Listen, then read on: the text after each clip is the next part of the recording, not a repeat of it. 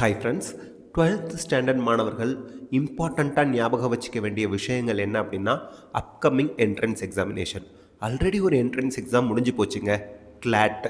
அது வந்து நம்ம ஆல் இண்டியா கோட்டாவில் லா படிக்கிறது, சென்ட்ரல் யூனிவர்சிட்டிஸில் லா படிக்கிறதுக்கான என்ட்ரன்ஸ் எக்ஸாம். சரி, இப்போது இனி வர எக்ஸாம்ஸ்லாம் என்ன? Cute, CUET, cute entrance exam எழுதுறது மூலயமா நீங்கள் சென்ட்ரல் யூனிவர்சிட்டிஸில் பிஎஸ்சி, பிகாம், பிஏ மாதிரியான, பிபிஏ, பிசிஏ மாதிரியான யூஜி கோர்சஸ் ஜாயின் பண்ணலாம். இன்னும் அதே அந்த கியூட் மார்க்கை பேஸ் பண்ணி இன்டகிரேட்டட் பிஜி கோர்சஸ் கூட நீங்கள் சென்ட்ரல் யூனிவர்சிட்டியில் ஜாயின் பண்ணி படிக்கலாம். நமக்கு கோழிக்கோடில் ஒரு சென்ட்ரல் யூனிவர்சிட்டி இருக்குது, தமிழ்நாட்டில் திருவாரூரில் ஒரு சென்ட்ரல் யூனிவர்சிட்டி இருக்குது, பாண்டிச்சேரி சென்ட்ரல் யூனிவர்சிட்டின்னு 3 சென்ட்ரல் யூனிவர்சிட்டி நியர்பை இருக்குது. அதனால் CUET entrance exam degree course படிக்கணும், ஆர்ட்ஸ் அண்ட் சயின்ஸ் படிக்கணும்னு நினைக்கிற எல்லா ஸ்டூடெண்ட்ஸும் கண்டிப்பாக எழுதணும்.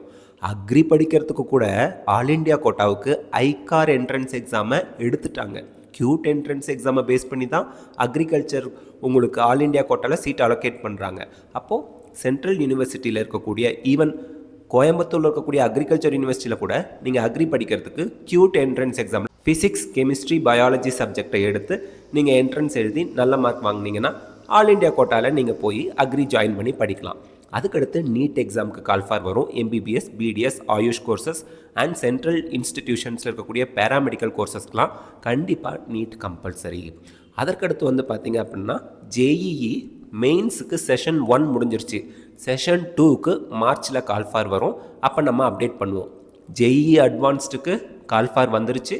அப்ளிகேஷன் சீக்கிரமே ஓப்பன் ஆயிரும் ஜனவரியில். அதை நீங்கள் எப்படி அப்ளை பண்ணுறது அப்படிங்கிறதும், எப்போ அப்ளை பண்ணுறதுங்கிறதும் நம்ம அப்டேட் பண்ணுவோம். இது போல் நிறைய entrance examinations, different entrance examination வந்துக்கிட்டே இருக்கும். அதெல்லாம் நம்ம உன்னிப்பாக கவனித்து நமக்கு பிடிச்ச கோர்ஸ்க்கு எந்த என்ட்ரன்ஸ் எக்ஸாம் அப்படிங்கிறத பார்த்து நம்ம அப்ளை பண்ணி கண்டிப்பாக எழுதணும். அப்படின்னா நல்ல ஒரு ப்ரீமியர் இன்ஸ்டிடியூஷனில் உங்களுக்கு பிடிச்ச கோர்ஸை ஜாயின் பண்ணி சூப்பராக படித்து பெரிய ஆளாக வரலாம்.